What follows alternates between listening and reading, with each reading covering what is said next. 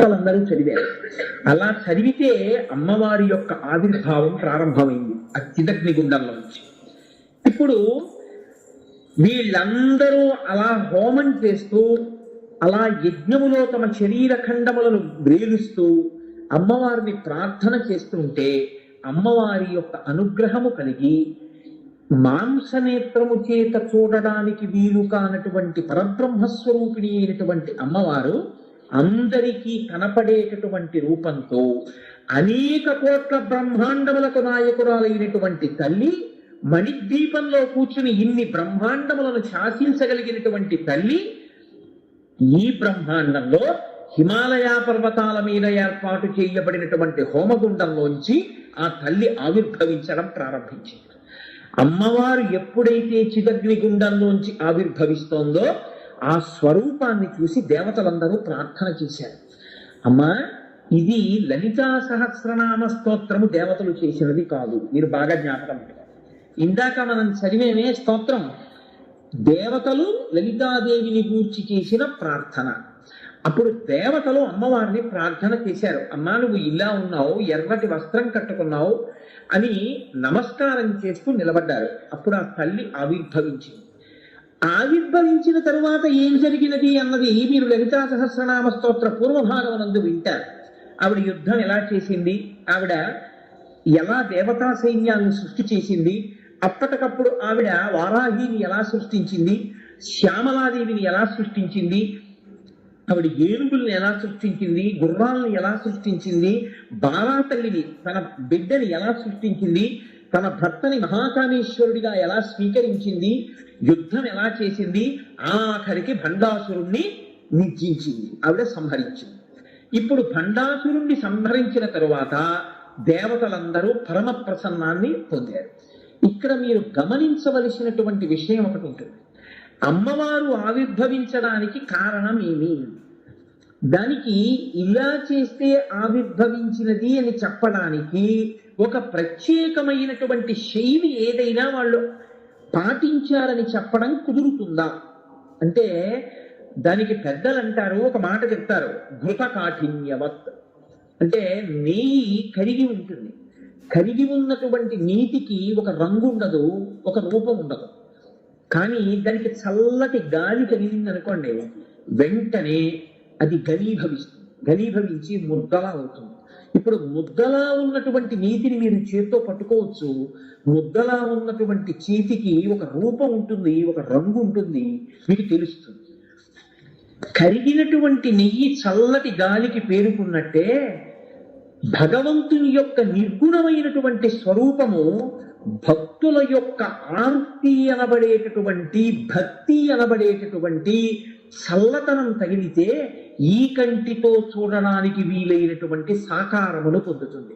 అందుకే అంతటా నిండి విబిడీకృతమైనటువంటి పరమాత్మ ఒక అవతారమును దాల్చాలి అంటే దానికి ముందు ఒక స్తోత్రం ఉంటుంది, ఒక ప్రార్థన ఉంటుంది. దేవతలో ఋషులో ఎవరో ప్రార్థన చేస్తారు. ఆ ప్రార్థనని మన్నించి భగవంతుడు ఒక రూపాన్ని పొందుతాడు. అందుకే వేదం అజాయమానో బహుధా విజాయతే అంటుంది. ఇన్ని రూపాలు ఎందుకండి సనాతన ధర్మంలో, ఇంతమంది దేవుళ్ళు ఎందుకండి అని అడుగుతుంటారు. నీకెన్ని కష్టాలు ఉన్నాయో అన్ని భగవంతు రూపాలు ఉంటాయి. కారణం ఏమిటో తెలుసా అండి, ఒక్కొక్కడికి ఒక్కొక్క కష్టం వచ్చినప్పుడు ఒక్కొక్క రూపంలో ఈశ్వరుడు రావాలని అడిగాడు. ఆ రూపంలో ఈశ్వరుడు వచ్చాడు. చెయ్యగలిగిన నేర్పరితనం ఉండాలి, కానీ ఒక్క కొయ్య దుంగ పట్టుకుని అందులోంచి పిచ్చుకలు చేస్తాడు, అందులోంచి బొమ్మలు చేస్తాడు, దశావతారాలు చేస్తాడు, కుండలు చేస్తాడు, మూకుళ్ళు చేస్తాడు, ఇన్ని చేస్తాడు. ఒక్క కొయ్య ముక్క పట్టుకుని అందులోంచి ఏనుగులు చేస్తాడు, గుర్రాలు చేస్తాడు, ఇన్ని చేస్తాడు. మీరు బొమ్మల గూట్లో ఇవన్నీ పెట్టి పిల్లల్ని తీసుకెడితే ఇవి గుర్రాలు, ఇవి ఏనుగులు, ఇవి దశావతారాలు, ఇది రాముడు, ఇది ధనస్సు, ఇది కుండ, ఇది మూకుడు, ఇది మూత, ఇన్ని మాటలు చెప్తారు. కానీ అదంతా కొయ్యే. కొయ్యని ఇన్ని రూపములుగా మార్చినటువంటి కమ్మరివాడిలా, మట్టిని ఇన్ని రూపాలుగా మార్చిన కుమ్మరివాడిలా ఈశ్వరుడు ప్రసన్నుడైతే భక్తుల యొక్క భక్తి అనబడేటటువంటి చల్లతనం ఆయనకి తగిలితే ఘనీభవించి భగవంతుడు ఒక రూపాన్ని పొందుతాడు. కాబట్టి ఇప్పుడు లలితాదేవి కూడా ఒక రూపాన్ని అలా పొంది ఆవిడ ఆవిర్భవించింది. ఇప్పుడు ఈ ఆవిర్భవించినటువంటి తల్లి భండాసురుణ్ణి నిర్జించిన తరువాత మీ అందరికీ కావలసినటువంటి పని నేను చేసి పెట్టాను, భండాసురుని నిర్జించాను. ఇప్పుడు లోకములన్నీ ప్రశాంతతని పొందాయి, అందరూ మళ్ళీ ఉత్సాహాన్ని పొందారు, అందరూ మళ్ళీ సంతోషాన్ని పొందారు, అన్ని జాతులు మళ్ళీ పెరుగుతాయి.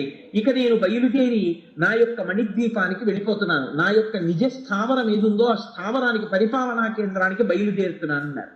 అంటే దేవతలు ఋషులు అందరూ ఆనాడు అమ్మవారిని ప్రార్థన చేశారు. అమ్మా, కష్టం ఎందుకు వచ్చిందో మాకు తెలియదు, కానీ ఇది ఒక గొప్ప అనుగ్రహానికి హేతువైంది.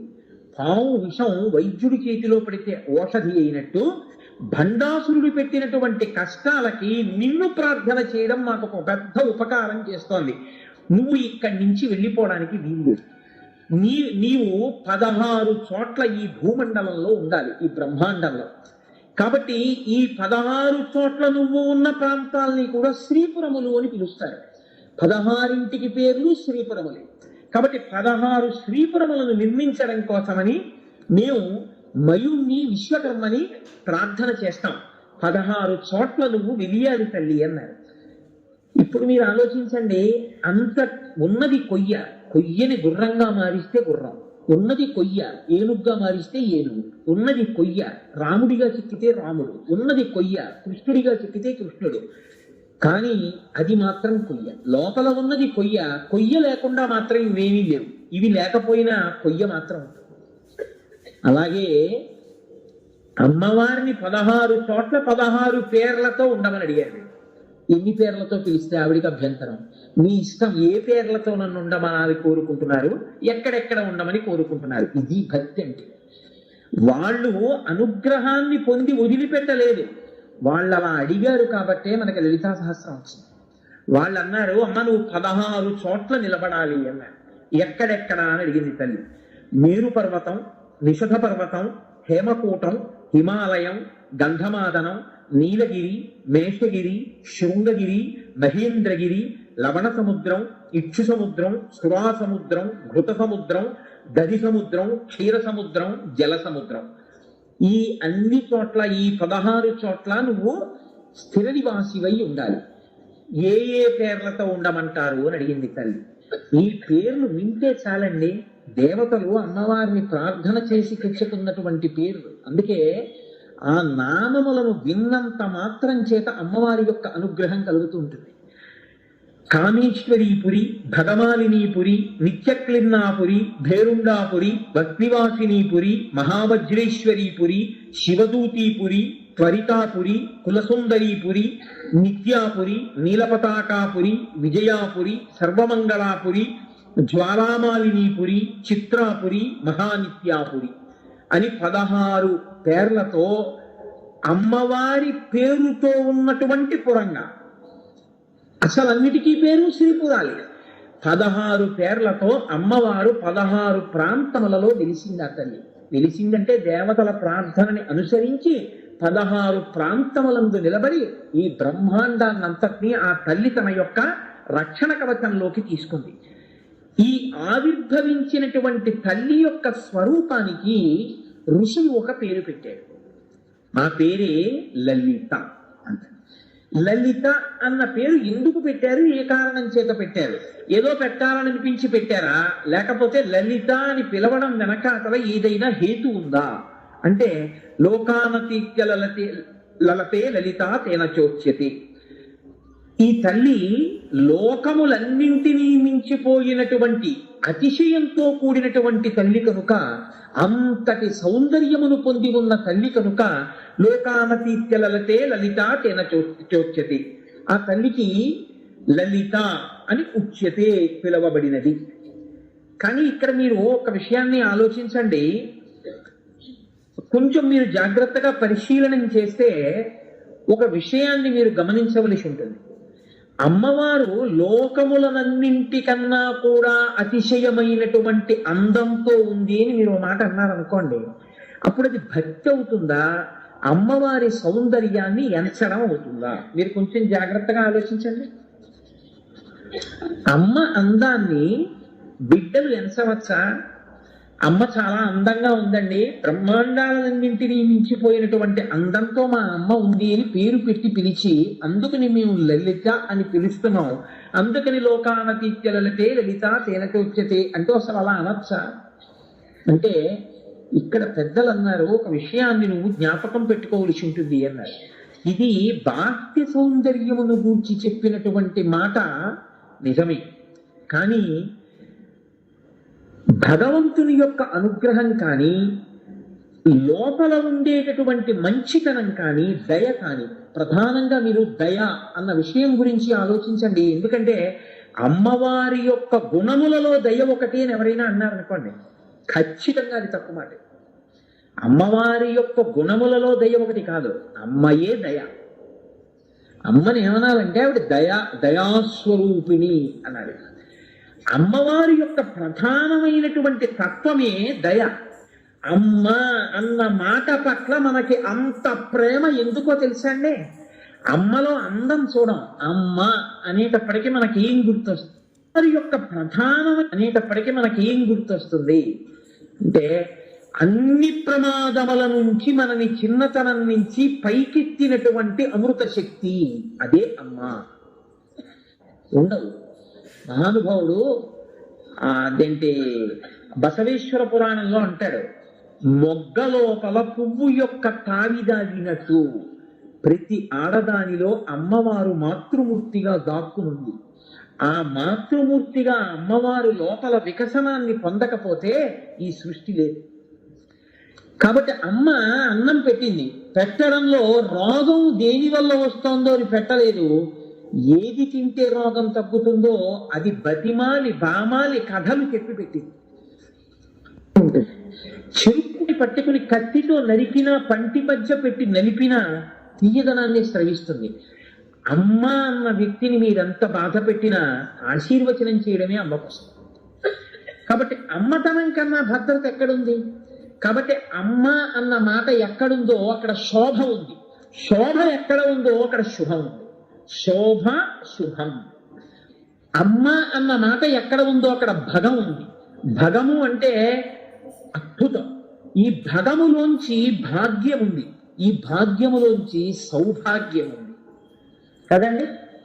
ఆ భగము భాగ్యమైంది. అమ్మే లేకపోతే భాగ్యం ఏదండి?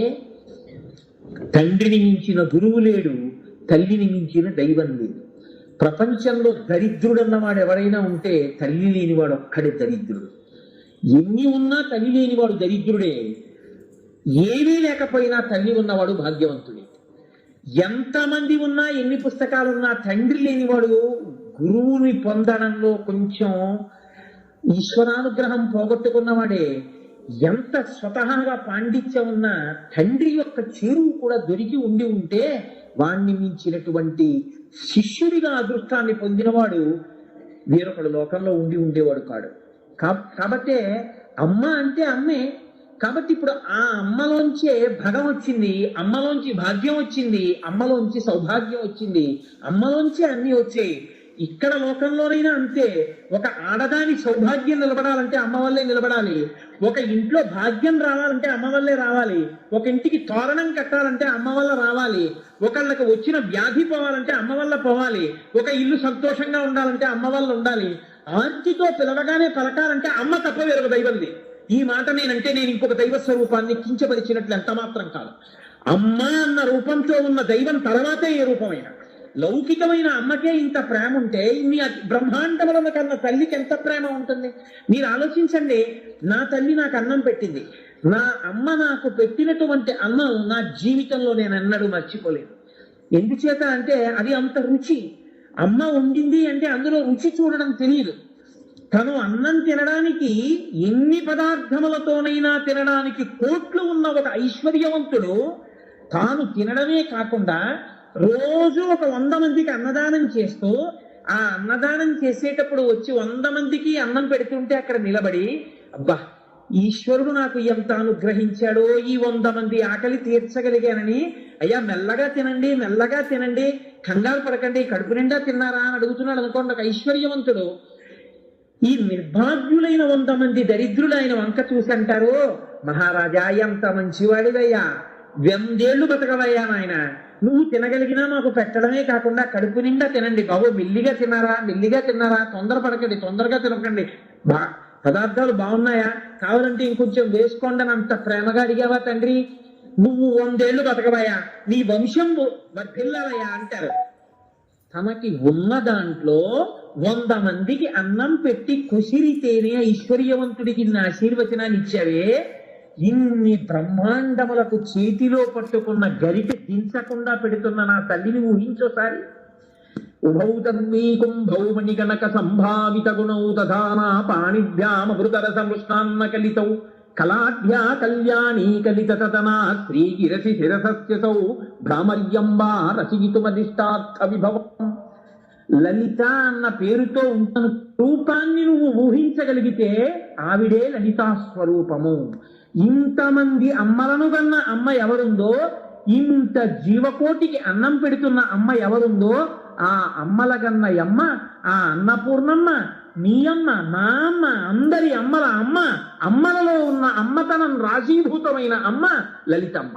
కాబట్టి అటువంటి తల్లిని లోకాలపీత్య లలితే లలితా తేన చోక్యతే, దయగలిగిన అమ్మ. కాబట్టి ఇది ఆవిడ లాలిత్యం, ఇది ఆవిడ ఎరుపుతనం, ఇది ఆవిడ అనురాగం, ఇది ఆవిడ కాంతి, ఇది ఆవిడ శోభ, ఇది ఆవిడ యొక్క భగం. నామములను రహస్య నామములు అని చెప్పడానికి ఒక కారణం ఉంది. పెద్దలైనటువంటి వారు ఇప్పటికీ ఉన్నటువంటి మహానుభావులు, మీరు చాలా మందికి సభలో తెలిసే ఉంటుంది, వారు ధ్యానం చేస్తే ఒక్కొక్క నామం మీద ఆ నామము బీజాక్షరములుగా వారికి దర్శనమిచ్చింది. వారు ఆ బీజాక్షరములతో ఉన్నటువంటి నామాన్ని తీసుకెళ్లి హోమంలో సంపుటీకరణం చేస్తే వారికి ఆ దేవతా స్వరూపం అగ్నిహోత్రంలో సాక్షాత్కరిస్తే వాళ్ళు ప్రార్థనా శ్లోకాలు రచన చేశారు. ఇప్పటికీ ఒక్కొక్క నామాన్ని అనుసంధానం చేసి ఒక్కొక్క రకమైన ప్రయోజనాలు పొందారు.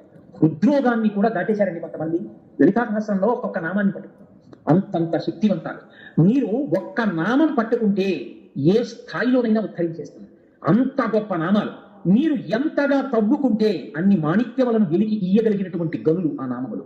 అందుకే అమ్మవారు వాటిని వసిన్యాది దేవతలతో చెప్పించింది. కాబట్టి అగస్త్య మహర్షిని పిలిచి హయగ్రీవుడు ఉపదేశం చేస్తూ ఒక మాట అంటాడు, ప్రదృష్టో వచనం ప్రాహ తాపసం కుంభసంభవం. కుంభసంభవం అని పిలిచాడు. కుంభసంభవ అని, కుంభసంభవ అని ఎందుకు పిలిచాడంటే, మనం ఊపిరిని పీలుస్తాం, ఊపిరిని పీల్చడాన్ని పూరకము అంటారు, విడిచిపెట్టడాన్ని రీచకము అంటారు. మనకి పీల్చడం వినవడం తెలుసు, కానీ ఈ వాయువుని లోపల నిలబెట్టడం మనకి చేత కాదు. మహాత్ములైనటువంటి వారు వాయువుని కుంభిస్తారు. ఆ కుంభించడం గురుముఖత తెలుసుకుంటారు, తెలుసుకుని కుంభింపజేస్తారు. వారు అప్పుడు వెంటనే మనసుని తమ అదుపులోకి తెచ్చుకుని అంతర్ముఖులైపోతారు. అగస్త్య మహర్షికి కరతలామలకమైనటువంటి విద్య కుంభ సంభవ అంటే వాయువుని కుంభించడమునందు పరమనిష్ణాతుడైనటువంటి వాడా, కాబట్టి అంతర్ముఖుడు కాగలిగినటువంటి వాడా, అమ్మవారి దర్శనం పొందగలిగినటువంటి వాడా, అందుకని నీకు నేను ఉపదేశం చేస్తున్నాను లలితా సహస్రనామ స్తోత్రాన్ని. ఇది రహస్యనామ స్తోత్రం కాబట్టి నీకు ఇటువంటి నామములను చెప్తున్నాను. ఇంత పూర్వం అనేకమైనటువంటి నామములు లోకంలో ఉన్నాయి.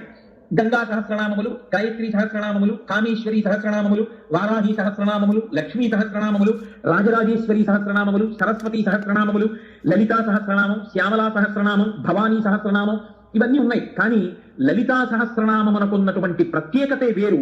ఎందుకని లలితా సహస్రనామానికి అంత గొప్ప ప్రత్యేకత వచ్చిందో, దేవతలు చిదగ్నిగుండంలోంచి ఆవిర్భవించినటువంటి అమ్మవారిని చూసి సహస్రనామాలు చెప్పలేదు కదా.